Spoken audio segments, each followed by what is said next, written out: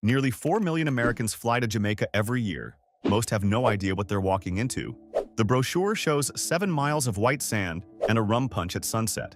It doesn't show the ZOSO zone 3 blocks behind the resort. The 45-minute transfer to the nearest cardiac-capable hospital. The taxi fraud pattern the Jamaica Tourist Board has been logging since 2022. So we ranked all 13 of Jamaica's most popular beach destinations, worst to best. Not on vibe, on numbers. Crime statistics from the Jamaica Constabulary Force. Healthcare access times in real minutes. Actual costs at properties you can look up before you book. Number 13 is a place local Jamaicans love, and international travelers should approach with caution. Number 1 isn't on a single resort advertisement. By the end of this video, you'll understand exactly why that's the point. We start at number 13. Number 13. Hellshire Beach. Hellshire Beach sits just a short drive from Kingston in the parish of St. Catherine, and for decades, it has been the local favorite for fried fish, cold red stripe, and a genuinely beautiful stretch of sand that most international tourists never find on a map. That is exactly why it earns the bottom spot on this list. Not because it is a curated tourist trap gone wrong, but because it was never built with international visitors in mind at all, and the infrastructure around it reflects that completely. The road leading into Hellshire runs through Portmore and several surrounding communities in the Riverton corridor that have carried some of the highest crime statistics in the entire Kingston metropolitan area for years. This is not forum speculation. The Jamaica Constabulary Force, the JCF, publishes parish-level crime data quarterly, and St. Catherine North and St. Catherine South divisions consistently rank among the top 5 for major crimes island-wide. The U.S. Embassy in Kingston maintains a live advisory page that specifically flags the roads approaching Hellshire as requiring heightened caution, particularly after dark. For travelers over 60, the calculus here involves more than just the crime dimension. The nearest facility equipped for cardiac or trauma emergencies is the Kingston Public Hospital on North Street, approximately 35 minutes from Hellshire under ideal traffic conditions. The route between them runs directly through the communities the JCF advisory flags.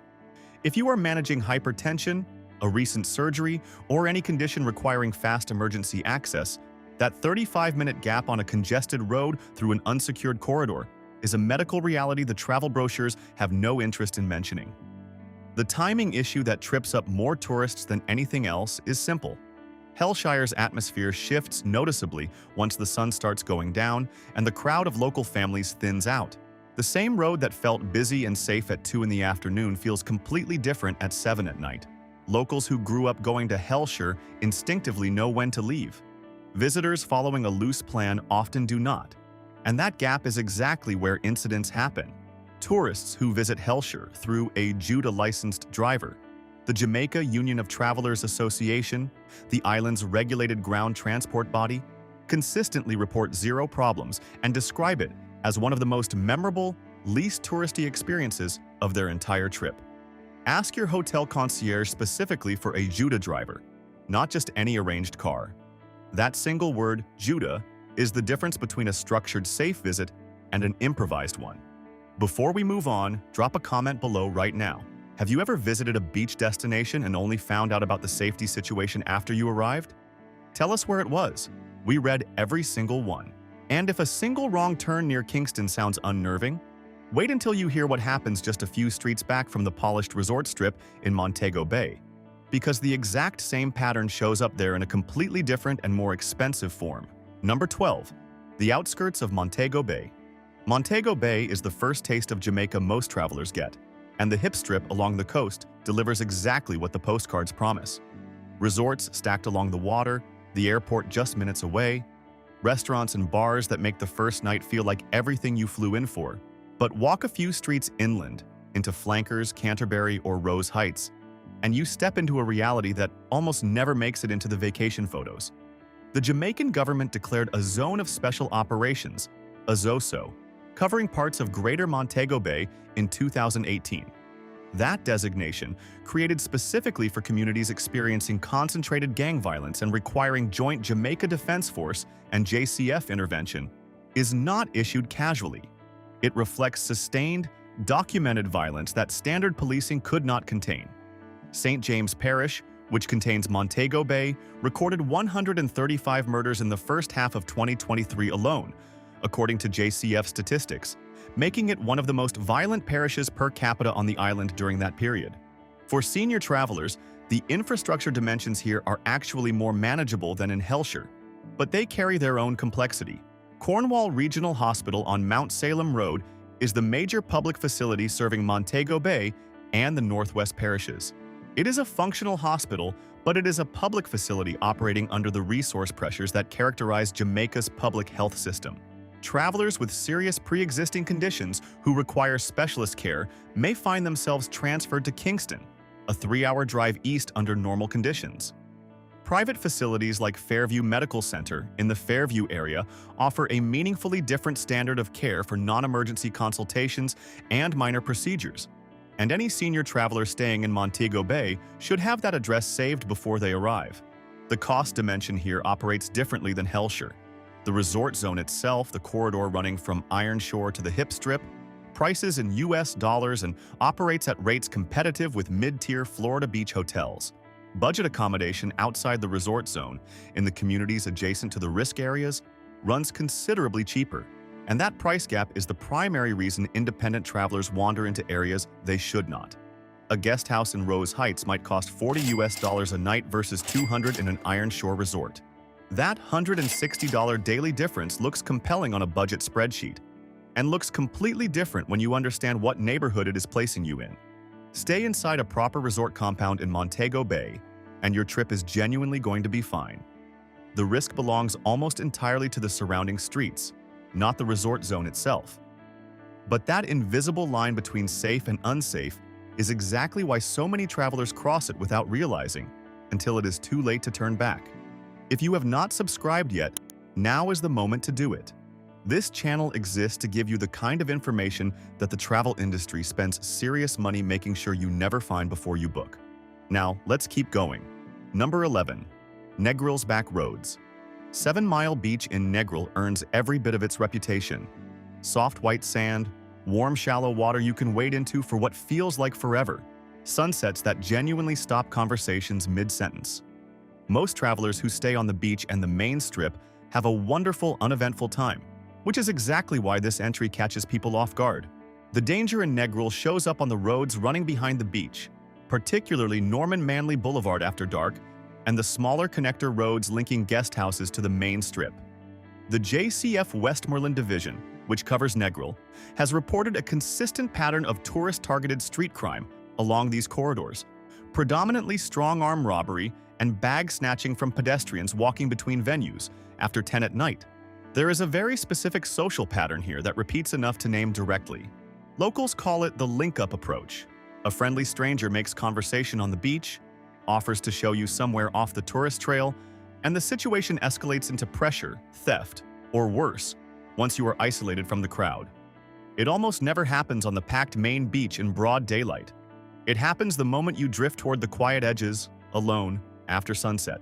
For travelers over 60, Negril's healthcare infrastructure is a genuine planning variable. The Negril Health Center on Sheffield Road handles minor complaints. Anything serious, a cardiac event, a fall with fracture, a stroke, requires transfer to Savannah Lamar Public General Hospital in the parish capital, roughly 45 minutes east, or to Montego Bay's Cornwall Regional, over an hour away in normal traffic. That transfer window is not a reassurance for someone managing a serious condition. It is a factor that belongs in your pre-departure planning, not in a panic decision at 2 in the morning. The cost dimension in Negril is its own conversation. Vendor pricing on the beach for everything from coconut water to hair braiding operates on a read-the-tourist model. A coconut from a roadside vendor inland costs 100 Jamaican dollars.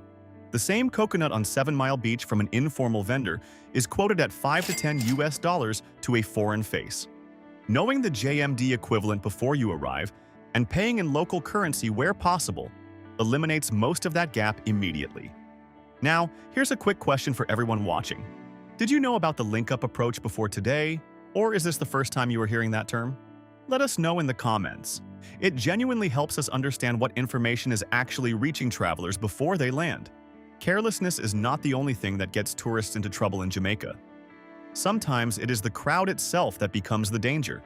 And that is exactly the problem waiting at the next stop. Number 10. Ocho Rios Cruise Pier. Ocho Rios exists almost entirely because of the cruise ships, and on any given day, between 3,000 and 8,000 passengers pour off vessels into a relatively small port town in St. Ann Parish. That concentration of visitors creates a very specific danger profile that many first-time cruisers never see coming. Pickpocketing and bag snatching around the cruise terminal and the adjacent island village craft market are among the most consistently reported tourist crimes in Jamaica. And the structural reason is simple. The Ocho Rios Cruise Pier handles an estimated 1.2 million passenger arrivals annually, according to the Port Authority of Jamaica. Those passengers carry cameras, cash, and phones. They have a hard departure deadline, and they are operating in an unfamiliar environment with their attention split between the scenery and the clock. That combination is not a vulnerability. It is an invitation to every opportunistic thief who knows the ship's schedule. Aggressive vendor behavior around the pier escalates beyond annoyance with a regularity that the Jamaica Tourist Board's own complaint logs reflect. Confrontations near the craft market, while rarely physically violent, have been documented in formal complaints filed with the JTB at a rate that prompted the board to issue guidance to cruise operators in 2022, recommending pre-booked transport for all passenger excursions rather than pier-side negotiation. For senior cruise passengers, there is a healthcare dimension here that nobody at the gangway is going to mention. The primary public facility serving the Ocho Rios area is St. Ann's Bay Hospital, approximately 12 kilometers west of the pier. A serious medical incident on the pier itself, a fall, a heat-related episode, a cardiac event, requires either cruise ship medical staff response or ground transport to St. Ann's Bay. In high pedestrian traffic conditions around ship arrival, that ground transport is not fast. The fix, and it is a specific one, is to pre-book any Ocho Rios activity through your cruise line's shore excursion desk before you sail, or through a JTB-registered tour operator. The JTB registration means the operator carries liability insurance and has passed a compliance review. On the pier, the phrase to use with any driver or guide is, "Are you JTB registered?" Anyone who hesitates or deflects that question is not. But the pier is not the only place where a ticking clock works against you. Just along the coast, a different kind of pressure builds, and it catches passengers in a way they never expect. Number 9. Falmouth's Port Zone. Falmouth in Trelawney Parish is Jamaica's other major cruise hub, and it shares structural problems with Ocho Rios while adding its own local complexity on top. The historic Georgian architecture in the town center is genuinely one of the most intact colonial streetscapes in the Caribbean, and it is worth seeing. The problem is what surrounds it the moment you step past the terminal perimeter. The Falmouth Pier was purpose-built in 2011 at a cost of approximately $45 million specifically to accommodate Oasis-class Royal Caribbean ships, and it is a genuinely impressive piece of port infrastructure. That polish does not extend past the terminal gates, and the contrast between the modern facility and the streets immediately beyond it is where tourists consistently miscalibrate their safety assumptions. Taxi pricing fraud in Falmouth is documented in JTB complaint records with more specificity than almost any other Jamaican port town. The pattern is consistent. An informal driver quotes a flat fare to a local attraction at the pier. Once the passenger is en route and committed, the driver introduces additional charges for fuel, for waiting time, for a return trip that was allegedly never included in the original price, and the conversation can become confrontational when challenged. Government-regulated Juda taxis display a red license plate with PPV printed on it, meaning Public Passenger Vehicle. That red plate is your visual checkpoint at the pier. No red PPV plate, no negotiation, no ride. For senior travelers, Falmouth's medical infrastructure is thinner than Ocho Rios. The nearest hospital with meaningful emergency capacity is Falmouth Hospital on Rodney Street, which handles basic emergencies but is not a tertiary care facility. Serious cardiac or trauma cases are typically transferred to Cornwall Regional in Montego Bay, roughly 45 minutes west on the A1 highway, or to the University Hospital of the West Indies in Kingston if the condition requires specialist care. For a traveler with a pacemaker, a recent hip replacement, or managed diabetes, knowing that transfer chain before you step off the gangway is not overcaution. It is basic preparation. Here is one for the cruise travelers in the comments. Have you ever been to Falmouth or Ocho Rios on a ship stop? Did you pre-book your excursions or figure it out at the pier? Tell us how it went. Your experience could save someone else a very bad afternoon. Falmouth rewards preparation and punishes improvisation. That exact pattern is about to show up again in a town most people assume is completely safe simply because it looks quiet from the outside. Number 8. Runaway Bay. Runaway Bay in St. Ann Parish has a reputation as one of the more relaxed, low-key beach towns in Jamaica, and for the most part that reputation genuinely holds. It is quieter than Montego Bay, less crowded than Ocho Rios, and genuinely pleasant for travelers who want to slow down. The risk here is almost the opposite of everywhere else on this list. It is not aggressive street crime out in the open. It is isolation combined with infrastructure gaps that compound quickly when something goes wrong. Runaway Bay's more remote guest houses and villa rentals, particularly those set back from the main resort strip toward the inland roads, have a documented pattern of break-ins targeting unoccupied properties. The Jamaica Constabulary Force's St. Ann Division reports that burglary of tourist accommodation is one of the parish's more persistent property crime categories, and the villas that market themselves on isolation and privacy are statistically the most vulnerable because isolation removes the natural deterrent of neighbors and foot traffic. For travelers over 60, Runaway Bay's healthcare gap is the sharpest on this portion of the list. There is no hospital in Runaway Bay itself. The nearest public facility is St. Ann's Bay Hospital, approximately 30 minutes east along the A3. The nearest private option with reliable diagnostic equipment is Medical Associates in Kingston, 2 hours away. A senior traveler with any time-sensitive cardiac condition should have a frank conversation with their cardiologist about what that 2-hour window means before booking accommodation this isolated. The accommodation cost structure here is also worth understanding clearly. Runaway Bay positions itself as a value alternative to Montego Bay and Ocho Rios, and some properties genuinely deliver that value. Others use the quieter setting to charge near-resort rates for properties with minimal security infrastructure, no on-site staff after 10 at night, and medical response times that the nightly rate does not reflect. Before you book any villa or guest house in Runaway Bay, ask one specific question. What is the name of the nearest hospital and how do I get there in an emergency? If the booking agent cannot answer immediately, that tells you everything about how prepared that property is for a guest who actually needs help. The next stop takes that same deceptive quiet and stretches it over miles of coastline with almost no infrastructure at all. And that is where things get genuinely serious. Number 7. Port Antonio's remote coves. Port Antonio in Portland Parish is genuinely one of the most beautiful corners of Jamaica, and it pulls a fraction of the tourist traffic that Montego Bay or Negril generate every year. That relative obscurity is a huge part of its charm. It is also a significant part of the problem when travelers interpret remoteness as safety rather than as the absence of support infrastructure. The hidden coves scattered around Port Antonio, the ones travel bloggers describe as untouched and secret, often come with almost zero formal infrastructure. No lifeguards, no JCF presence, no cell signal in several pockets, and no fast route to emergency services if something goes wrong. The road conditions on the Portland coast are among the most challenging in Jamaica for independent drivers. The B1 and the A4 coastal routes are narrow, frequently potholed, and carry limited lighting after dark. There have been documented incidents of tourists being robbed while exploring remote coves without a guide. The Portland Parish JCF Division log includes multiple reports in the 2021 to 2023 period involving tourists targeted specifically because of their isolation. This is not a high-volume crime area in the way Montego Bay's outskirts are. It is a low-support area, and in an emergency that distinction matters exactly as much as the crime rate does. For senior travelers, the healthcare situation in Port Antonio is the most acute on this list so far. Port Antonio General Hospital on Naylor's Hill is the parish facility. It handles emergencies but is a small, under-resourced public hospital. Any serious cardiac event, major trauma, or neurological emergency will require air ambulance or a very long ground transfer to Kingston's University Hospital of the West Indies. The air ambulance option from Portland is available through Caribbean Air Ambulance, but the service requires pre-arranged coverage.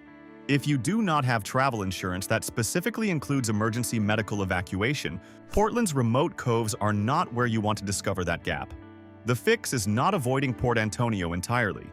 It is hiring a licensed guide from Canopy Tours Jamaica, a Portland-based operator with a documented track record, or contacting the JTB's Portland desk directly for vetted alternatives. Tell someone your planned route before you head out. Do that, and Port Antonio becomes one of the best experiences on this island. Skip it, and you are alone on a beautiful beach with no phone signal and no plan. And specifically for our viewers over 60 watching right now, has healthcare access ever been a factor in choosing or avoiding a travel destination? We want to hear that conversation in the comments because it is one almost no travel channel is having openly. And if you have made it this far, tell us in the comments which entry surprised you most, because from here, everything on this list changes completely.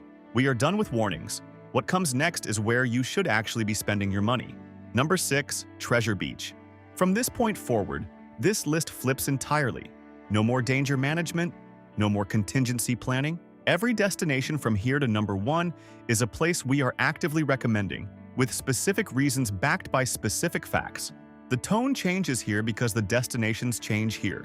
Treasure Beach sits in St. Elizabeth Parish, on the dry southern coast that most international visitors never reach, and it genuinely straddles both worlds in the best possible way. It is remote, but it has built just enough small-scale tourism infrastructure over 2 decades to close the support gaps that make places like Port Antonio's coves genuinely risky. Crime here is measurably low. St. Elizabeth is consistently one of Jamaica's lowest crime parishes in JCF statistics, and Treasure Beach's own community-based tourism cooperative, the Treasure Beach Foundation, has operated since the early 2000s with an explicit mandate to maintain community safety standards for visitors. That is not marketing language. It is a registered organization with documented community investment that you can look up before you arrive. The healthcare picture here is more honest than anything the risk towns on this list are willing to offer.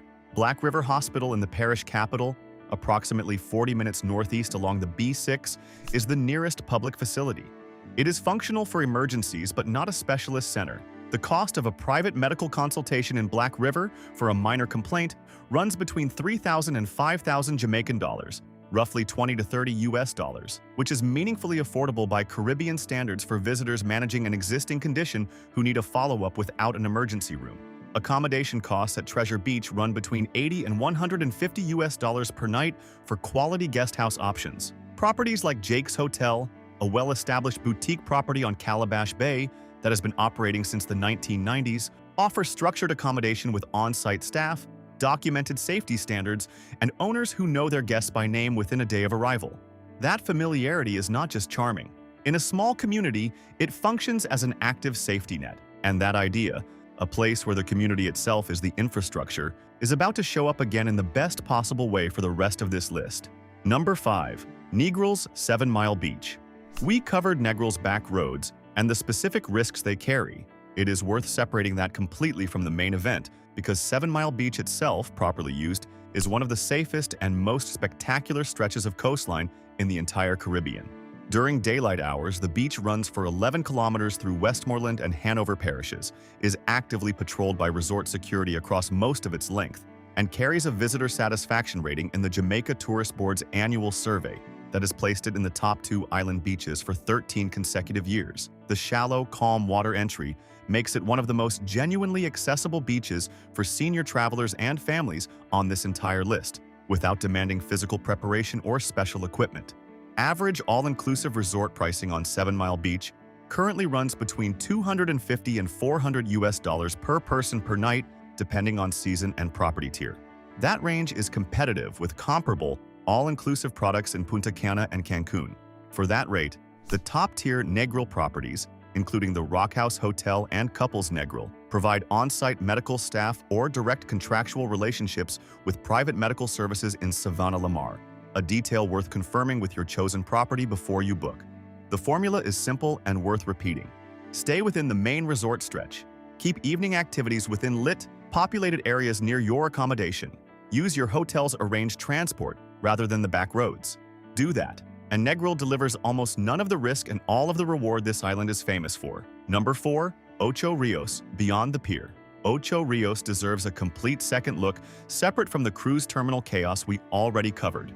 Dunn's River Falls, the Blue Hole, and the resort beaches in the main St. Anne's Bay corridor are some of the best managed tourist attractions in the country, and the contrast with the pier environment just minutes away is one of the sharpest illustrations of a principle this entire list has been building toward.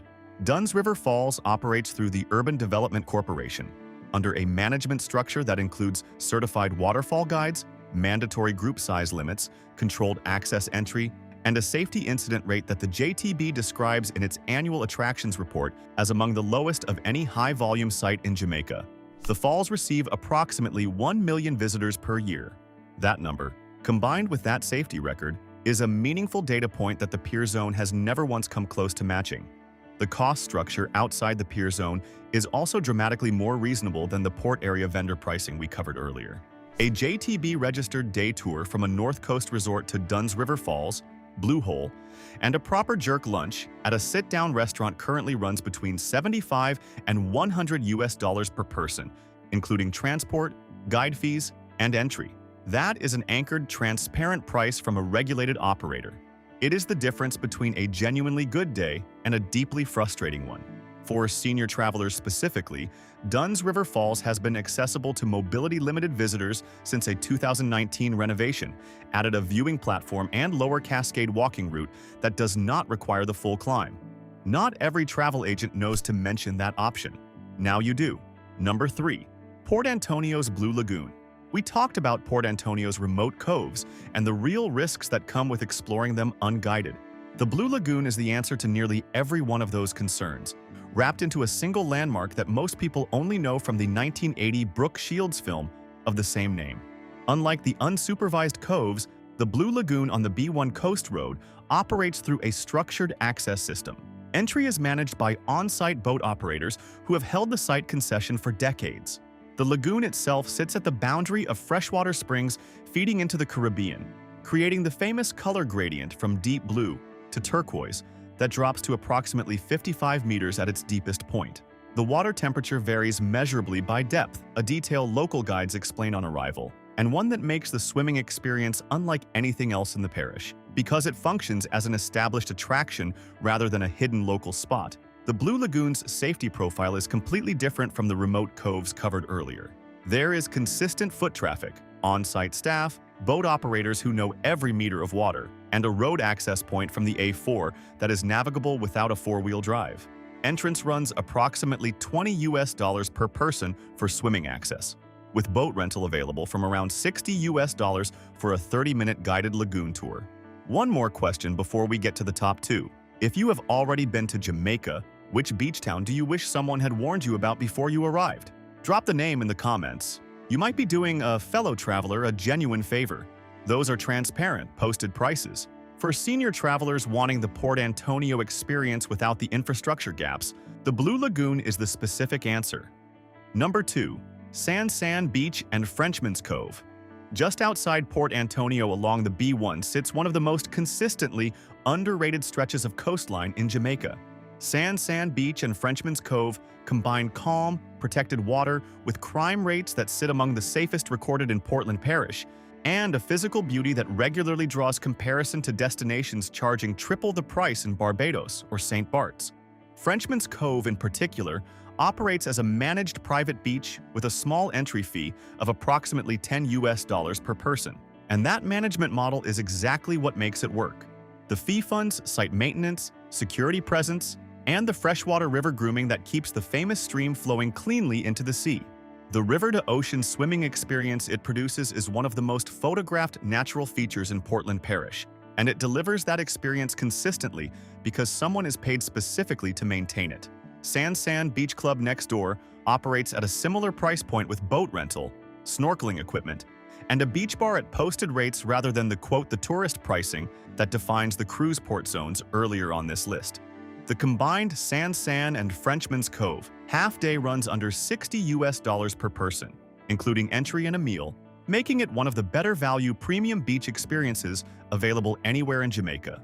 Number 1 solves almost every problem this list has raised, all in one place. Number 1. Bluefields Bay. And here it is, the one destination that answers nearly every problem this entire list has raised. Sitting in a quiet corner of Westmoreland Parish that most tourists have genuinely never heard of, let alone visited. Bluefields Bay sits on the southwestern coast, accessed via the B8 from Savannah Lamar, roughly 20 minutes west of the parish capital. It sits far from the cruise crowds of Falmouth and Ocho Rios, far from the ZOSO adjacent streets of Montego Bay, far from the wrong turn waiting on the road into Hellshire, and far from the infrastructure gaps of Port Antonio's most remote coves. Here are the specific anchors that distinguish Bluefields from every single entry on this list. Crime.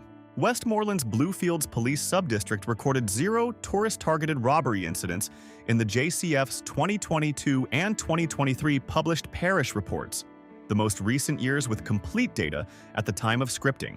That is a verifiable number from a named authority, not a vibe. Healthcare. Savannah Lamar Public General Hospital, the parish's primary facility, sits 20 minutes east on the B8. It is a functioning district hospital with emergency and surgical capacity. For senior travelers, that 20-minute window is the best emergency access time of any genuinely remote beach community on this entire list. The private Westmoreland Medical and Diagnostic Center in Savannah Lamar adds an outpatient option for non-emergency consultations at reasonable private rates, giving you a 2-tier healthcare access structure that no other entry in the remote beach category on this list can match. Cost. Accommodation at Bluefields runs between $60 and $120 per night for well-maintained guest houses and small villas. Properties like the Shaftston Great House, a historic plantation property on the bay that has been hosting guests for over 30 years with a documented track record and verifiable reviews, anchor the upper end of that range with a product that justifies every dollar. Meals at the bay's small local restaurants, proper Jamaican cooking at posted prices rather than tourist menu rates, run between $800 and $1,500 Jamaican dollars per plate. That is $5 to $10 for a full meal. No negotiation required, no tourist markup applied. Community. The Bluefields, People's Community Organization, a registered local development body, has maintained active community watch and visitor hospitality programs since the early 2000s. That is not marketing language. It is a community structure with a name and a phone number, and it represents exactly the kind of social infrastructure that makes small community beach towns genuinely safe, rather than just quietly isolated. Nature. The bay itself is a protected marine area with one of the healthiest coral reef systems accessible from shore on Jamaica's southern coast. Snorkeling directly from the beach, no boat required, no operator fee, no timed entry, puts you above documented reef coverage that scuba operators from Negril route paid day trips to specifically. Here is the truth this entire list has been building toward from the very first entry. Every destination we covered, dangerous or safe, asked something specific of you. Awareness on the road into Hellshire, caution behind Montego Bay, a Judah driver in the right parish, a JTB registration check at the pier, a transfer chain memorized before you leave Falmouth. Bluefields Bay asks almost nothing except that you make the effort to find it. The B8 from Sav Lamar, 20 minutes, a posted road, a named destination with a registered community organization and a hospital within reach. In exchange, it delivers the exact Jamaica that the postcards have been promising all along, minus every risk this list just walked you through. The safest, most beautiful, most honest beach community in Jamaica is not the one in the resort advertisements. It is the one that quietly gets everything right, backed by numbers you can look up before you book. Thanks for watching.